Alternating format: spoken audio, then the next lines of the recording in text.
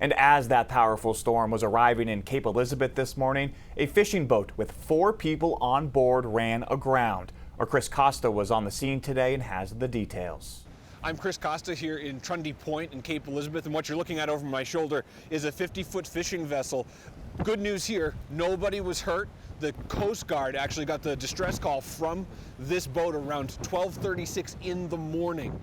That's when they dispatched the Cape Elizabeth Fire Department's wet team to do a water rescue. They got all 4 crew members safely off that boat back into shore. But we've talked to several people, including somebody who says he's repaired that boat in the past.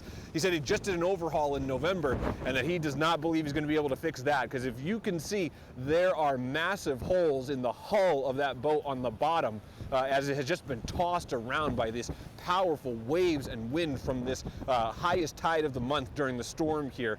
The wind very, very strong, also creating very strong waves. We talked to people who live in this area who say this is unusual. Because of the little coves that things are usually protected, and most days down here you never see the water come up this high. Unbelievable. I've been down, here in Cape 20 years, and I do a lot of filming down here, but I've never seen the ocean this wild and a ship.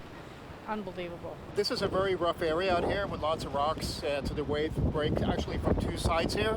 So it's probably the worst place a boat can end up, right outside of here in the Trundy Point. When you saw this for the first time, seeing this boat in the situation it's in, what was your reaction? Well, my God, are there people down there? But my understanding is they were rescued, so that's good to hear.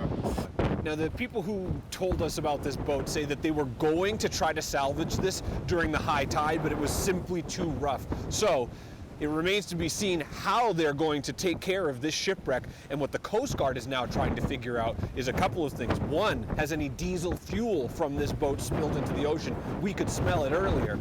The second part of their investigation is, why were they out? Were they returning from an offshore fishing trip and trying to come back into port in the middle of the night when they made that distress call?